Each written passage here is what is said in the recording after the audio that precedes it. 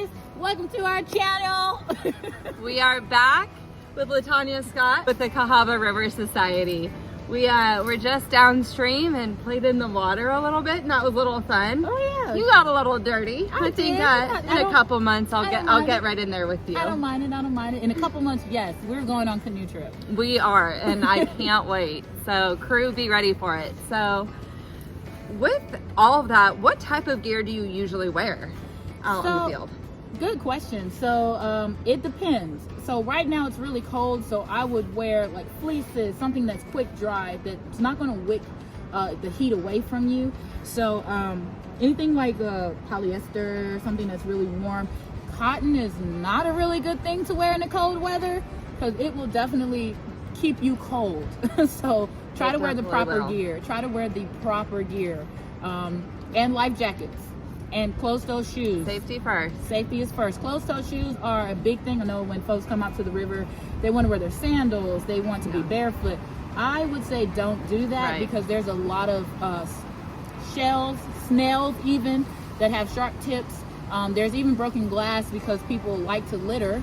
And we don't want you to get cut. So wear the proper gear to, depending on the months, the dates for the upper body, but the lower body, please wear closed-toe shoes. Definitely. Technical difficulties, we'll get it together. All right, everyone, we are back and we're distanced. So we talked about some of the outreach programs and the field trips that you guys have. So what would you say is the most important takeaway about the Cahaba River and its environment for people to know? The most important takeaway about the Cahaba River and for people to know is about, I would say, is its beauty. That's one big thing. That's the big thing for me is the natural beauty of the river. It's the watershed, the nature, everything that you can see, the way it's ever flowing, the way that it provides habitats and wonderful things for organisms. But the main thing, it also provides over half of the region's drinking water. So this right here is our drinking water source.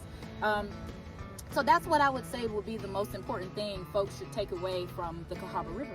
That's awesome, and I think that's so important. Oh, yeah. So what are some of your personal goals in your career as well as goals for the Cahaba River Society? Ooh, that's a good question. So what I would say would be bridging gaps between accessibility. That's a big thing for me. That's one of my main goals, is to get more folks out here. And I know that a lot of people can say that, but my main goal is to get our field trip opportunities or recreation opportunities or just giving the knowledge and information about the river to folks that don't have the accessibility to that, the information. As many of the resources, and you guys are really kind of paving that way. And I mean, I see so much more of that. So on that subject, what challenges have you faced as a Black woman in the outdoor industry to get to where you are now? Okay, so challenges that I have faced as a Black woman out here in nature and environmentalness. It's not even a word. We're making it one now. We're making it one. Would be I talk in stories. So I'm going to tell a story. You are a great storyteller. First started working at CRS, and I was appointed to give a speech at Cahaba Connections years ago. And it was difficult because I'm not a public speaker. Now I am, but back then I was not a public speaker. And being approached by different individuals, asking questions, interrogating, wanting to know why you are here, what you are doing here, and who sent you, it became daunting. There was a lady that came to me and asked me, I was the only African American in the room, the only African American in the room. She came to me and she asked me, what are you doing here? And I said, I'm giving a speech, I'm from the Cahaba River Society. And she said, honey, don't kid yourself, you're only here for the food. And she walked away. Now, probably gave a little bit more detail than what I should have, but that's a challenge that I deal with on a daily basis, being an African American female in environmental science, because not being recognized for the knowledge that I have and for what I want to give. I'm only recognized for the color of my skin. But when folks actually take the time to talk to me, they realize that I'm qualified, overqualified, and that I have a lot to offer and a lot to teach, and that I should be in the room. I'm a Hamilton fan, so I believe that everybody should be in the room where it happens. But the challenges that I do face is being not recognized for what I know and what I can do and what I have done, but always having to prove myself to certain individuals that do not deem me qualified enough. Well, LaTanya, thank you so much for sharing.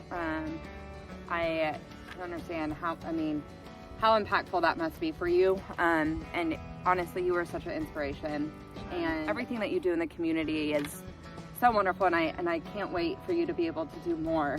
So with that, how can members of our community get involved right now with the Cahaba River? So you guys can get involved with the Cahaba River Society by going to our website, becoming a member. We have a license plate out. You can purchase the license plate. Yes, Ooh. yes, we do. This year, once again, depending on how COVID goes, you can participate in our Fry Down event. It's all you can eat catfish. You can have a team, a community team. If you have a company that wants to have a professional team, you can do that as well.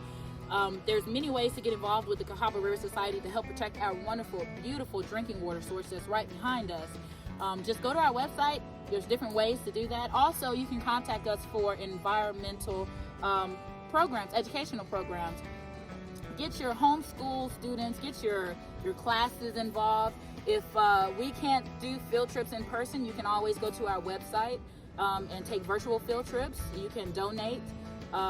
Just become a steward of the river, and that's a way that you can get involved with the Cahaba River Society to protect the Cahaba. That is awesome. Well, I can't wait for all of us to do more this spring. I'm glad everyone's going to be able to get out and about, but still distance and still safe. So awesome. Well, we had so much fun today. LaTanya, I'm going to go ahead and give everyone that information that you provided us today so they can go ahead and get involved themselves with the Cahaba River and other ways to enjoy our beautiful Alabama outdoors. Bye, everyone.